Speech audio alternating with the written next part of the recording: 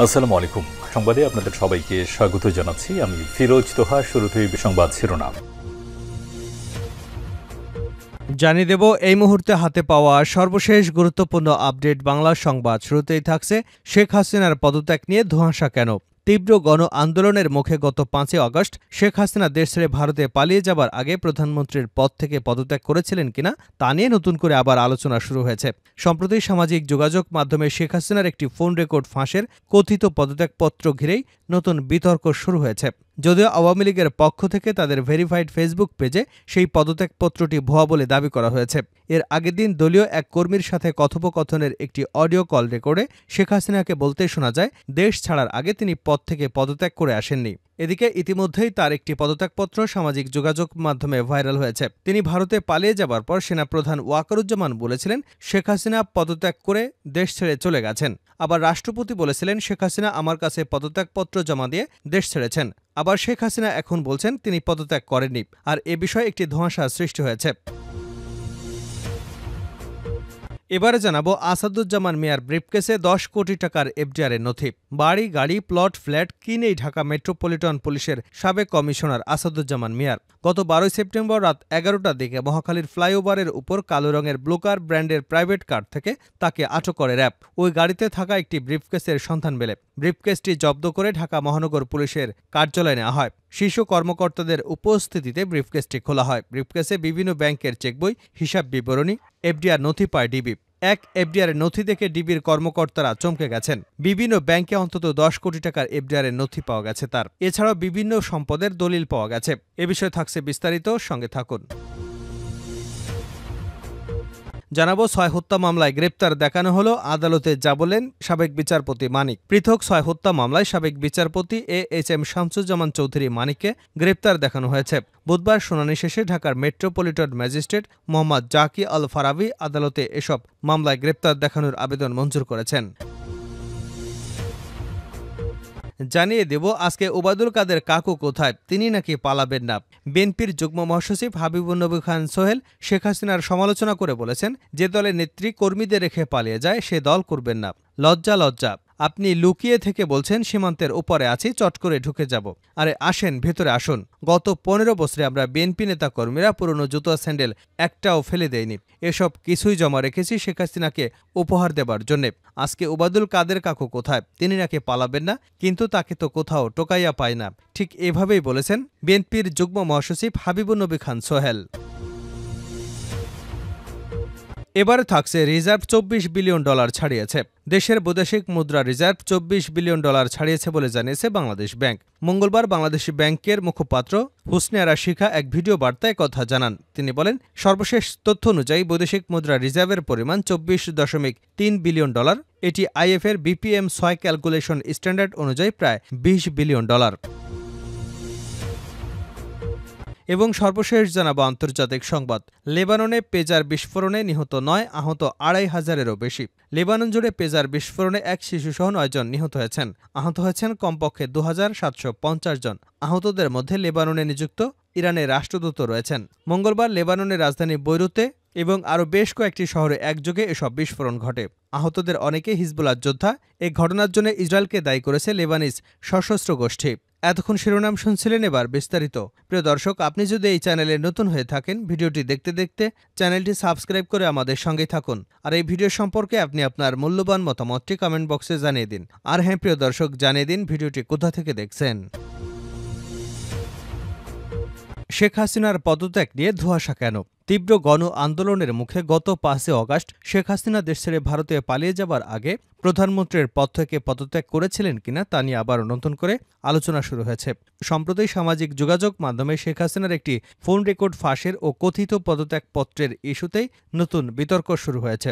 যদিও আওয়ামী লীগের পক্ষ থেকে তাদের ভেরিফাইড ফেসবুক পেজে এই পদত্যাগপত্রটি ভুয়া বলে দাবি করা হয়েছে। এর আগের দিন দলীয় এক কর্মীর সাথে কথোপকথনের একটি অডিও কল রেকর্ডে শেখ হাসিনাকে বলতে শোনা যায়, কার্যালয় দেশ ছাড়ার আগে তিনি প্রধানমন্ত্রীর পদ থেকে পদত্যাগ করেননি। বিবিসি বাংলার প্রতিবেদন। শেখ হাসিনা দেশ ছেড়ে পালিয়ে যাবার পরপরই ওই দিন বিকেলে দেশের জনগণের উদ্দেশ্যে ভাষণ দেন সেনাবাহিনীর প্রধান জেনারেল ওয়াকারুজ্জামান। এ সময় তিনি বলেন, মাননীয় প্রধানমন্ত্রী পদত্যাগ করেছেন, এখন একটা অন্তর্বর্তীকালীন সরকার গঠন করে আমরা আমাদের কার্যক্রম পরিচালনা করব।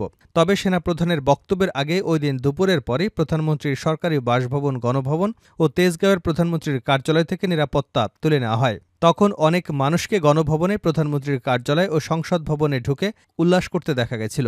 ওই দিন রাতে জাতির উদ্দেশ্যে দেওয়া ভাষণে রাষ্ট্রপতি মোহাম্মদ শাহাবুদ্দিন বলেছিলেন, আপনারা জানেন প্রধানমন্ত্রী শেখ হাসিনা রাষ্ট্রপতির কাছে পদত্যাগপত্র জমা দিয়েছেন এবং আমি তা গ্রহণ করেছি।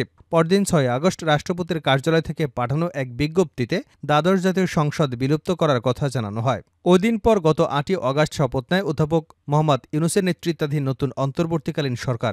এর পরদিন শেখ হাসিনার ছেলে সজীব ওয়াজেদ জয় রয়টার্সকে দেওয়া এক সাক্ষাৎকারে দাবি করেন, ভারতে পালিয়ে যাবার আগে তার মা পদত্যাগ করেননি। সেখানে তিনি বলেন, মা কখনই আনুষ্ঠানিকভাবে পদত্যাগ করেনি, কারণ তিনি সে সময় পাননি। সেই সাক্ষাৎকারে তিনি বলেছিলেন, বিক্ষোভকারীরা প্রধানমন্ত্রীর বাসভবনের দিকে মিছিল নিয়ে যেতে শুরু করেছিল, সময় ছিল না, তিনি ব্যাগ গোছানোর সময়টুকু পাননি। যতদূর জানি সংবিধান অনুযায়ী তিনি এখনও বাংলাদেশের প্রধানমন্ত্রী। গণমাধ্যমে দেওয়া জয়ের সেই বক্তব্যের কারণে বিষয়টি নিয়ে ধোঁয়াশা তৈরি হয়। আসাদুজ্জামান মিয়ার ব্রিফকেসে ১০ কোটি টাকার এফডিআরের নথি। বাড়ি, গাড়ি, প্লট, ফ্ল্যাট কি নেই ঢাকা মেট্রোপলিটন পুলিশের সাবেক কমিশনার আসাদুজ্জামান মিয়ার। গত ১২ই সেপ্টেম্বর রাত ১১টার দিকে মহাখালীর ফ্লাইওভারের উপরে কালো রঙের ফ্লুগার ব্র্যান্ডের প্রাইভেট কার থেকে তাকে আটক করে র্যাব। ওই গাড়িতে থাকা একটি ব্রিফকেসের সন্ধান মেলে। ব্রিফকেসটি জব্দ করে ঢাকা মহানগর গোয়েন্দা পুলিশের কার্যালয়ে নেওয়া হয়। শীর্ষ কর্মকর্তাদের উপস্থিতিতে ব্রিফকেসটি খোলা হয়। ব্রিফকেসে বিভিন্ন ব্যাংকের চেকবই, হিসাব বিবরণী, এফডিআই নথি পায় ডিবি। এক এফডিআরের নথি দেখে ডিবির কর্মকর্তারা চমকে গেছেন। বিভিন্ন ব্যাংকে অন্তত ১০ কোটি টাকার এফডিআরের নথি সেখানে পাওয়া গেছে। এ ব্যাপারে ডিবির একজন ঊর্ধ্বতন কর্মকর্তা বলেন, গ্রেপ্তারের পর সাবেক কমিশনারকে ৭ দিনের রিমান্ডে নিয়ে জিজ্ঞাসাবাদ করা হচ্ছে। জিজ্ঞাসাবাদে এফডিআরের নথিসহ তার বিভিন্ন সম্পদের তথ্য দিয়েছেন। ডিবির ওই কর্মকর্তা জানিয়েছেন, এফডিআরের নথিতে সাউথ ইস্ট ব্যাংকে ২৫টি এফডিআর, মার্কেন্টাইল ব্যাংকে ৬টি এফডিআর, শাহজালাল ইসলামী ব্যাংকে এবং পূবালী ব্যাংকে ও ঢাকা ব্যাংকে একটি করে এফডিআর রয়েছে। এসব এফডিআরে বিভিন্ন জনের নাম করা হয়েছে।